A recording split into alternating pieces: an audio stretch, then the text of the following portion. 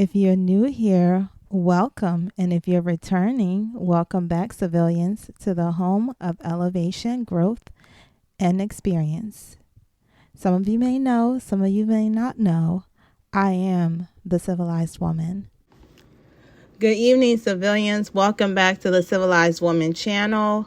It's been a minute since I've came to you all, but I've been under the weather. But I just want to real quick talk about this Brandy and Wanya situation.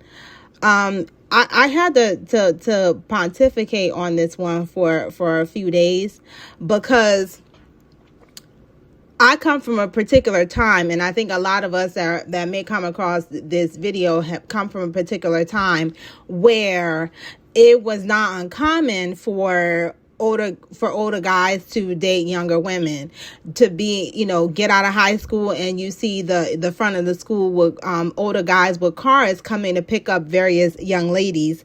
And I think back then, some of us felt like we were being grown and thought we knew and understood, and it made us feel grown. And it's now in hindsight that you realize that it's crazy work for somebody to be a bona fide adult, like relating to somebody in high school. Like that don't even is mind blowing. And even though men mature at a slower rate than women, 16 and 22, for example, or 16 and 30, that's a big gap there. That's a generation that 30-year-old has experienced things just by virtue of time that 16-year-old, that 17-year-old, even that 18, 19-year-old has not even conceived of. So it was just a thing back then. It was not uncommon to have that happen. It's now, with perspective and hindsight that we may look at these and realize the problematic nature that those relationships oftentimes had.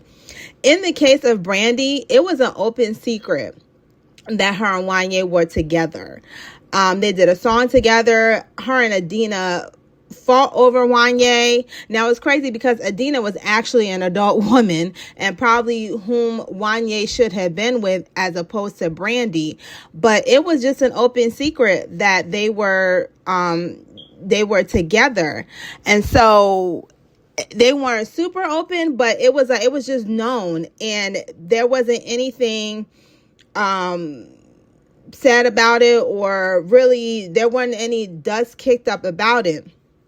So I think now, with the hindsight and the perspective of today's day and age, trying to apply that to that situation, I've heard different, viewpoints on it. And I think for the people who are naysayers saying that Brandy was not groomed, the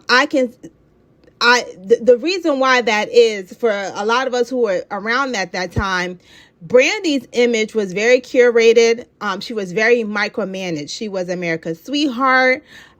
She was just the all-American, clean-cut girl that whether you white, black, whatever, can relate to. It was very, very intentional. Her mother is her manager and just worked really, really hard to make sure that there was an image of Brandy that was just as clean, as pure as possible. And I can't even imagine what that would be like, to be so curated in a way that you can't even make a little mistake, what would be normal for your age, without there being you having to worry about these things. And there were times where the child was bulimic and was under a lot of stress because there was a lot of pressure put on her to be perfect. And I'm sure she put that pressure on herself.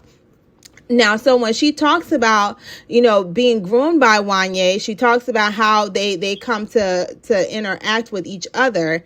And based on what she said in this autobiography, and this is coming from her autobiography phases, is like he was her first. So there's definitely a soul tie there. And I'm sure that he still probably has a piece of her that, he may always have, just by virtue of the fact that he was the first person that she gave her body to. Now, The problem people are having with her saying that she was groomed is that, as I mentioned before, Brandy was very curated, very micromanaged. And so it's very difficult for people to believe that her mother and her father was not aware of that relationship on the onset, and from a business perspective, in particular with her mother, did not see it be beneficial for her to have this connection with Wanya. And so she mentioned that they didn't know about it at first. She hid it from them at first, but they eventually came to find out about it.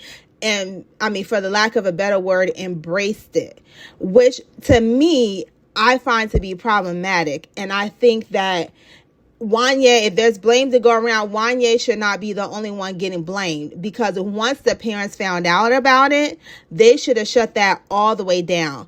But there was these business connections. She toured with Boyz II Men. So there was all these things that came out of that relationship that she had with Wanya.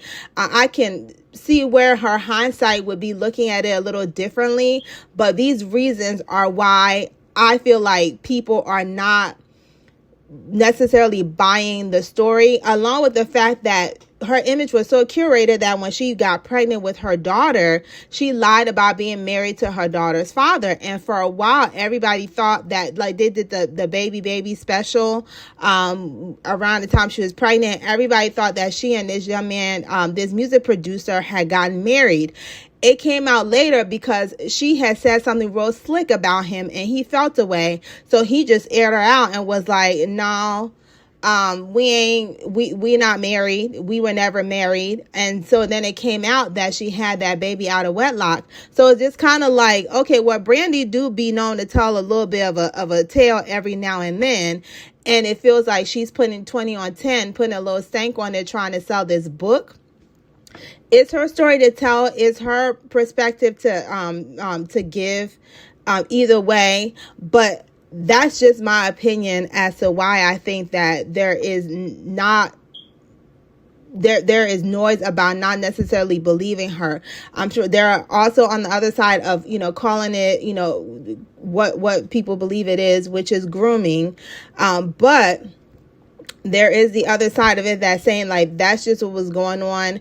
There's no way her mama and them did not know that she was doing that, and that they obviously gave their stamp of approval. So if you're going to put blame needs to go around everywhere. Wanya, the mama, the daddy, and all the people who were on Brandy's team that was aware of that let that go by. Whether they saw it for a business opportunity and was basically willing to sacrifice her. And unfortunately, the entertainment business is a very adult business. And it's unfortunately when you have kids in that adult business, because people are not mindful that they are dealing with children. They expect these children to behave, to move, and to act like adults. It's almost like, with Aaliyah, when the story came out about that, her and R. Kelly being married and they essentially got divorced, she took a lot of hit for that. Like, he didn't get any kind of blowback over the fact that he was, in his 30s or late 20s and married to a teenager. So that's just how these kids are seen, especially the young ladies. They're not seen as children. So it's incumbent upon the adults around them to keep some of their, childhood and be able to limit their exposure to certain things. But like I said, that's why I think that people who are naysayers or people who are not believing it are not believing it, is because of the curated image.